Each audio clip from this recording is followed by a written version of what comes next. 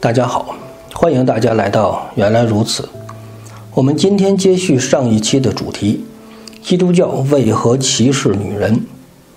我们在上一期与大家分享了哥林多前书第11章的相关经文。我们知道那里所讲的并不是女人讲道，而是神借着女人发预言。我们还分享了蒙头，并不是单纯的说蒙头的事情，而是告诉大家男女有别的真理。今天我们继续分享之后我们所提到的几段经文。提摩太前书第2章12节，我不许女人讲道，也不许辖管男人，只要沉静。很多女权主义者非常不爽这段经文，很多不支持女人做牧师的宗派也经常提起这段经文。但是真的是字面上这个意思吗？我们还是要回到圣经的原文和上下文。首先，这段圣经中的讲道，希腊原文是教导和教训的意思，与我们理解的讲道并不是一回事。在新约圣经每次提到耶稣教训人的时候，这里边的教训就是这段经文中的讲道，是同一个词。这段经文的意思可以理解为，女人不应该像男人一样教训男人，在教会中女人应该多听，而不是对一个男人来说作为一个竞争者来控制其他的男人。但是这里会出现争议，如果男人不行怎么办？男人不靠谱怎么办？男人的教导不对怎么办？女人凭什么就不能教导人呢？大家别急，这个问题我们后面会给大家解释。接下来我们来看哥林多前书第14章34到35节。妇女在会中要闭口不言，像在圣徒的众教会一样，因为不准他们说话，他们总要顺服，正如律法所说的，他们若要学什么，可以在家里问自己的丈夫，因为妇女在会中说话原是可耻的。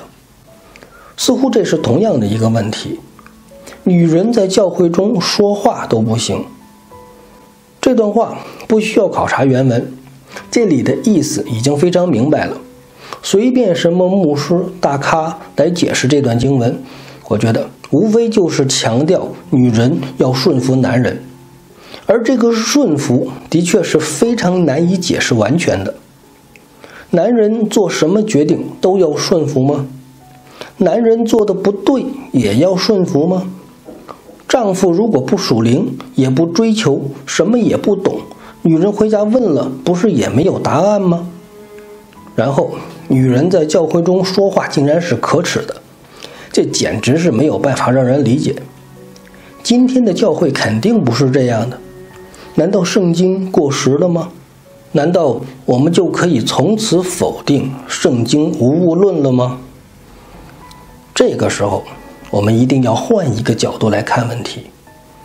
我们看圣经从来都是不可以断章取义的，我们要结合上下文，我们要看一看这两段话前面说了什么。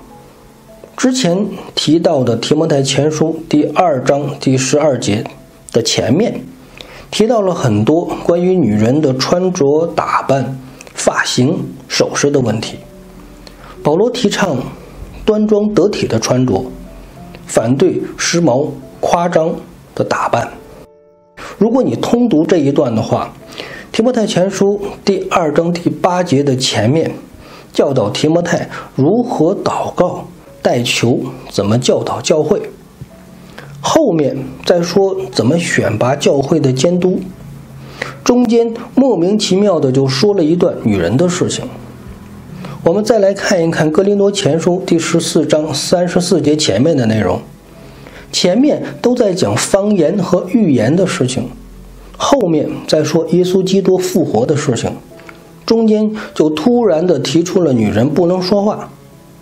写作手法是非常突兀的，为什么？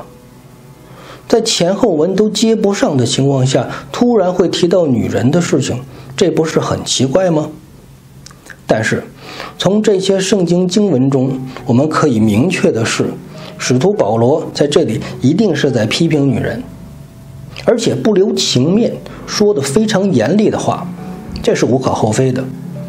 可是真的如这些专家所说的，使徒保罗骨子里还是一个比较歧视女性的吗？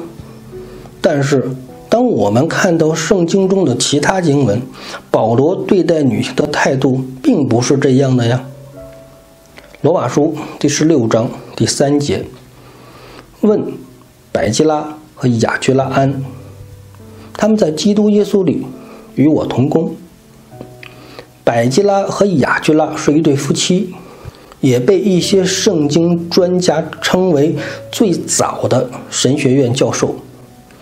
因为在使徒行传第18章中记载，这对夫妻曾经教导过后来一位非常著名的传道人亚波罗。因为当时一些基督徒曾经将亚波罗与保罗、彼得等初代使徒并列。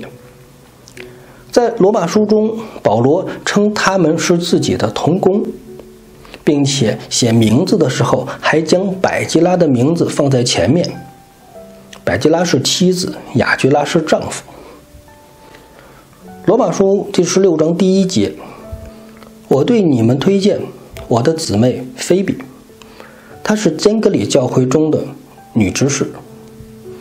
罗马书第16章第6节第12节，问玛利亚安，她为你们多受劳苦。又问为主劳苦的推拿士和土夫撒士安，问可亲耐为主多受劳苦的比西士安。腓立比书第4章第2到第3节，我劝友阿迪，也劝寻都基，要在主里意念相同。我真诚的同道啊，我也求你帮助他们。这两个女人还有格利勉和其余的同工，都跟我在福音的事工上一同劳苦，他们的名字都在生命册上。我们看到使徒保罗对坚革里教会、罗马教会、腓立比教会很多女性都是赞许有加的。难道这些女性在教会中服侍的时候都不能开口说话吗？显然不是这样的。使徒保罗尊敬女性的经文比比皆是，所以保罗肯定不是一个有性别歧视的人。上帝也不会给一个有着性别歧视的人如此大的恩赐。那么问题来了，为什么今天有很多人认为基督教是歧视女性的呢？起因就在于说的人没有充分的理解圣经，听的人也不愿意自己寻找答案。圣经中的确有看上去歧视女性的经文，但是圣经中同样有赞许女性的经文。到底我们该怎么理解？接下来我要与大家分享一个非常重要的解经原则。当我们已经查考了圣经原文，并且也对照了圣经的上下文的时候，如果还是找不出答案，那么我们就必须再深入的研究当时的写作环境、地理位置以及历史背景。首先我们来看写作环境。圣经新约绝大部分都是书信的写作形式，特别是中间部分的使徒书信。使徒在各地传道，建立教会，并且培养当地的同工，并按立监督长老执事来管理教会。当教会遇到问题的时候，会通过书信的形式告知使徒。使徒若有时间，就安排时间回到这间教会处理；如果没有时间，就用书信的形式回复，并且解答和指导当下教会所遇到的问题。所以很多书信都是有针对性的，也有一部分的书信的教导具有普遍性。对于我们分享感觉歧视女性的经文，主要集中在《哥林多前书》和《提摩太前书》中，而其他书信，比如《罗马书》等，给人的却是另外的一种感觉。同样是使徒保罗的书信，为什么写作态度会有这么大的不同呢？接下来的重点，我们就放在地理位置和历史背景的考察。首先，初代教会的时代是属于罗马帝国统治时期。罗马帝国当时是信奉多神教的，而且相对于犹太民族传统保守的文化，罗马帝国的希腊文化更加的开放。我们看到希腊文化中的雕像、绘画，就能看得出来，希腊文化的穿着是比较暴露的。当时的人们比较崇尚人体美，就算放在今天，罗马帝国的纵欲文化都是相当惊人的。而当我们追溯哥林多和以弗所这两座城市的时候，我们惊讶地发现，这两座城市与圣经新约中的其他城市有着很大的不同。为什么考察这两座城市呢？哥林多前书是使徒保罗写给哥林多教会的，提摩太前书是保罗写给身在以弗所教会的提摩太。显然这两个教会都遇到了一些问题，然而使徒保罗在书信中作以回复。而这两个教会当时面临的最大的问题是什么呢？我们先来看以弗所。以弗所位于爱琴海的东岸，是一个繁华的港口城市，是当时罗马帝国的第4大城市，城市人口超过25万。这里有被誉为古代世界7大奇迹的阿尔忒弥斯神庙，而以弗所为中心的整个东南半岛地区，普遍都在供奉着这位阿尔忒弥斯女神。阿尔忒弥斯女神象征着生育，她的造型不仅穿着华丽，而且胸部长满了很多的乳房，并且是暴露在外的。虽然在罗马帝国时期女性的地位是不高的，但是在以弗所地区，由于特别爱戴这位生育女神的缘故，神庙中的女祭司几乎都是披金戴银，并且拥有一定的特权，甚至可以利用祭司的特权辖管男人。这就是以弗所地区的女性从小到大耳濡目染的东西。在他们眼里，这样的女祭司才是他们学习崇拜的偶像。以弗所教会中的外邦妇女大都受到这种习俗的影响，所以保罗在书信中强调女性的穿着打扮以及行为举止。而当时罗马帝国的其他地区并没有类似的文化习俗，因此我们认为提摩太前书中关于女性的那一段记载只是针对以弗所教会的特定情况而提出的，并不具有普遍性的要求。接下来我们再来看一看哥林多。哥林多与以弗所隔海相望，位于爱琴海的西岸，同样是一个繁华的海港城市，但地理位置更加特殊。城市的东面是爱琴海，城市的西面直通地中海，是当时非常重要的航运要道。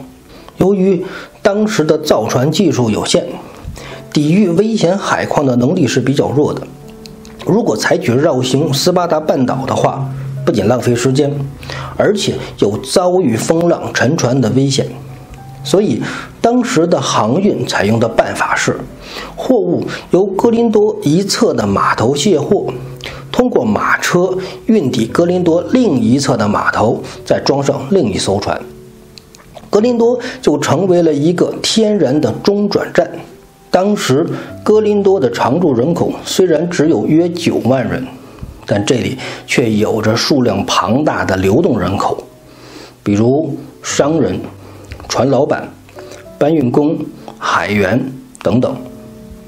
而这些常年在外漂泊的人，白天工作，晚上一定得找个地方消遣。可想而知，哥林多这个地方的夜生活是相当丰富的。然而这些还远远不够。哥林多在当时罗马帝国中还有一个与众不同的文化习俗，这就是庙祭文化。神庙中的女祭司要与前来朝拜的客人发生肉体的关系，客人拿出奉献，女祭司献出身体。著名的阿佛罗狄蒂神庙就拥有超过1000名的庙妓。哥林多因为这个与众不同的文化，不仅得到了过往客人的青睐，甚至相当数量的外地人也因此慕名而来，已然成为了一种特色旅游的项目。在这样的一个城市中，充满着纵欲和色情的气息。使徒保罗在这里建立教会，可想而知，教会中的信徒不仅来自四面八方，而且一定是良莠不齐、鱼龙混杂的。哥林多教会的女性想必已经对这个充满荷尔蒙味道的城市习以为常了，甚至哥林多教会中的女性有一部分就是庙妓出身。而上帝又在哥林多教会中兴起了预言和方言的恩赐，这使得哥林多教会在聚会的时候不仅是人多嘴杂，而且没有次序。特别是教会中有相当数量的世俗文化中长大的女性，更是使得哥林多教会的聚会变得混乱不堪。所以我们认为使徒保罗的这些教导也是针对哥林多教会的实际情况而提出的，属于特别针对性的教导，而不是一般性的普遍教导。这就是我们今天要跟大家分享的核心内容。当我们查考圣经的时候，对照原文和上下文是非常有益的。但毕竟圣经的写作时间和背景已经距离我们很久远了。